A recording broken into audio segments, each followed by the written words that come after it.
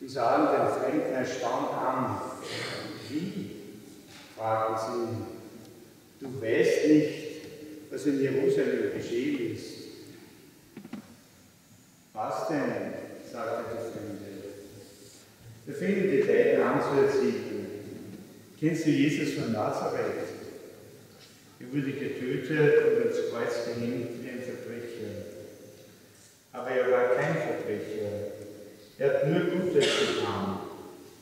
Und wir hatten gehofft, er sei der Retter und werde uns ein Volk helfen. Doch nun ist er tot. Schon den 3. Tag. Aber stell dir vor, heute Morgen kamen Frauen, die sagten uns, Jesus lebt, sein Grab ist leer. Doch wir wissen nicht, was wir davon halten sollen. Ach, ihr, rief der Fremde, warum wollt ihr nicht glauben, was da schon die Propheten vorausgesagt haben? Muss es nicht so geschehen? Wenn Jesus der Retter ist, muss er dann nicht leiden und sterben und auferstehen.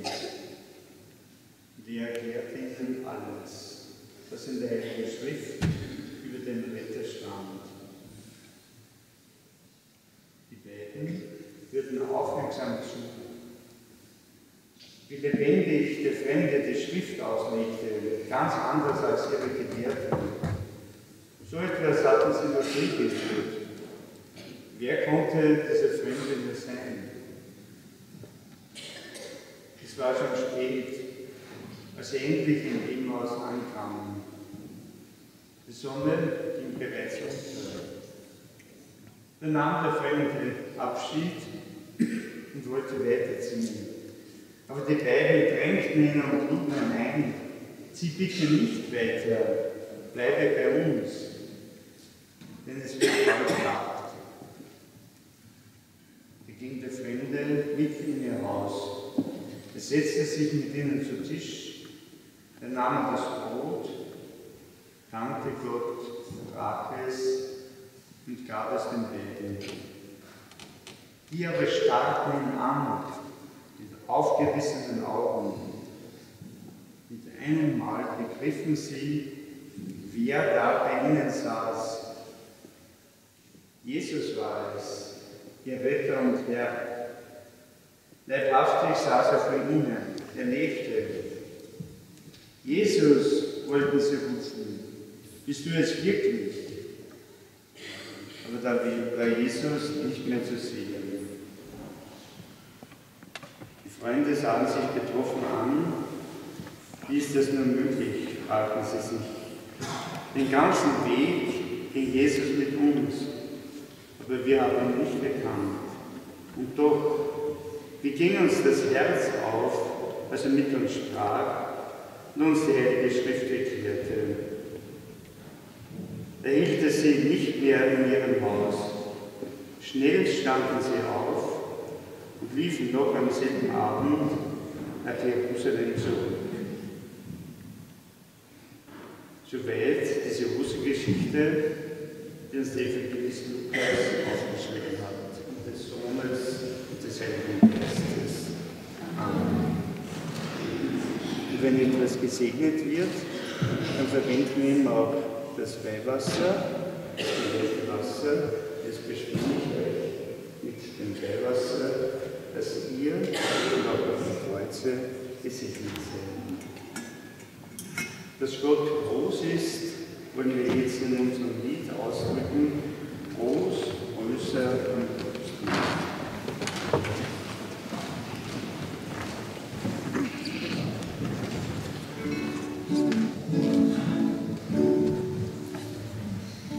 Groß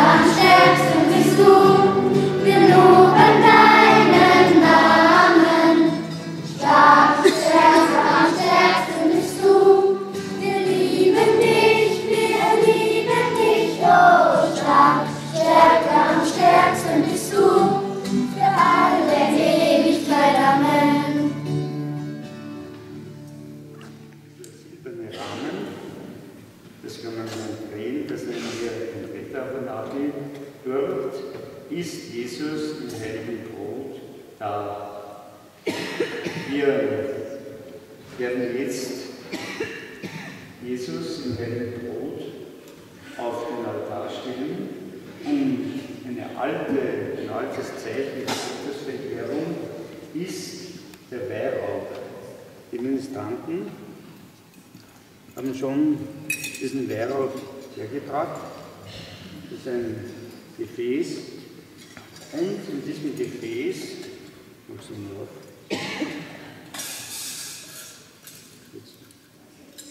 diesem Gefäß, da können Sie jetzt natürlich nicht sehen, ist eine Kohle, die habe ich angebrannt, oder der Mesner hat das angebrannt, und das ist unheimlich heiß.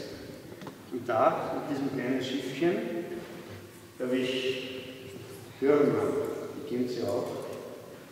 Wer weiß, was das ist? Weihrauch, ja. Weihrauch ist etwas ganz Kostbares.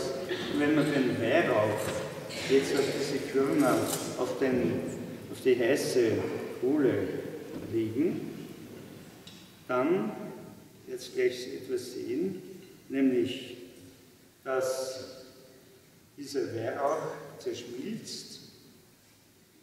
Ich kann jetzt sogar Weihrauchkörner auflegen und dass dieser Weihrauch aufsteigt. Seht ihr schon, er steigt auf. Und wenn es dann, je nachdem wie der Wind geht, dann wird es jetzt dann etwas schmecken. Er riecht sehr gut, der Weihrauch. Weihrauch ist eine uraltes Heilmittel und es wird eben in ganz besonderer Weise verwendet.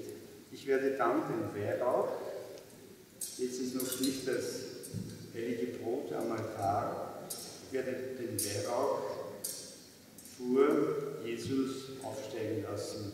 Es ist immer ein Zeichen für Gott, dass Jesus Gott ist und dass wir Jesus als Gott, den Sohn Gottes, verehren.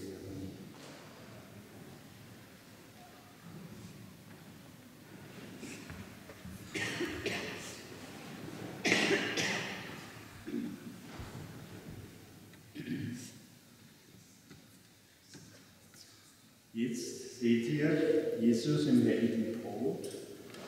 Er ist da und ihn dürfen wir jetzt ganz besonders bitten, dass er bei uns bleibt, alle Tage unseres Lebens.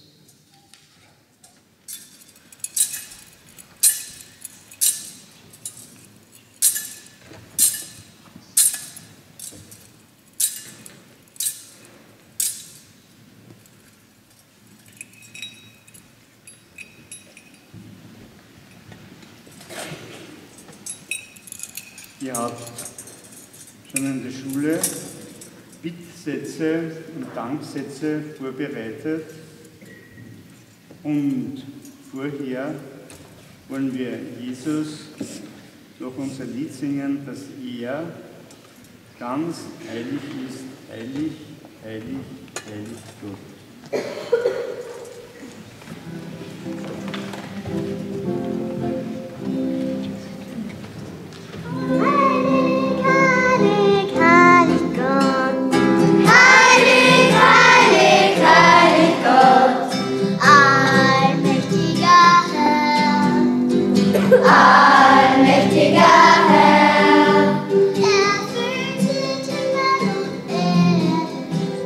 Erfüllt sind Himmel und Erde.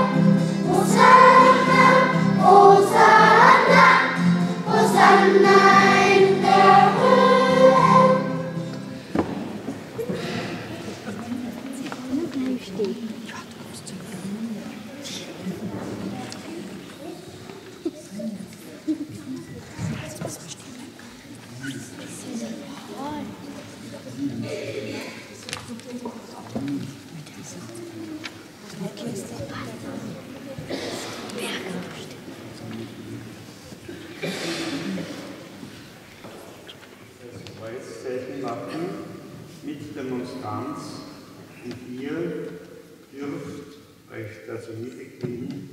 Schaut ganz fest auf Jesus im Heiligen Kreuz.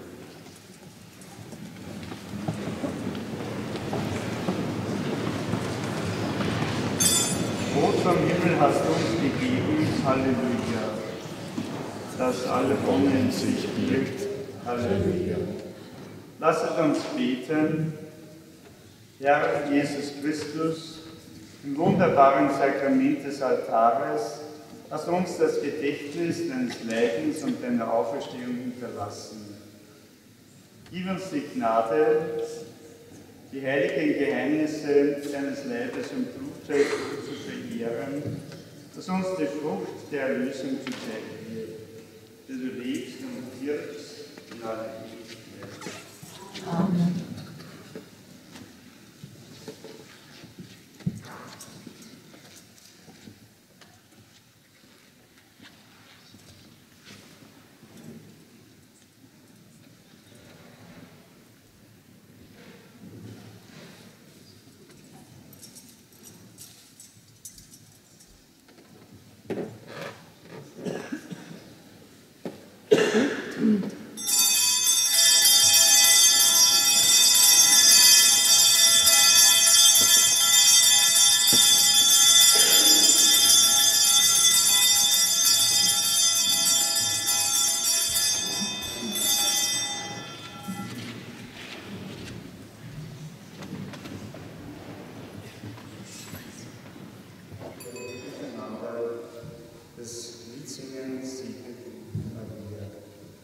Ich wünsche euch ein gutes Einkommen, eine gute Nacht und weitere gute Tage, wo wir wissen, dass Jesus bei uns ist und bei uns bleibt.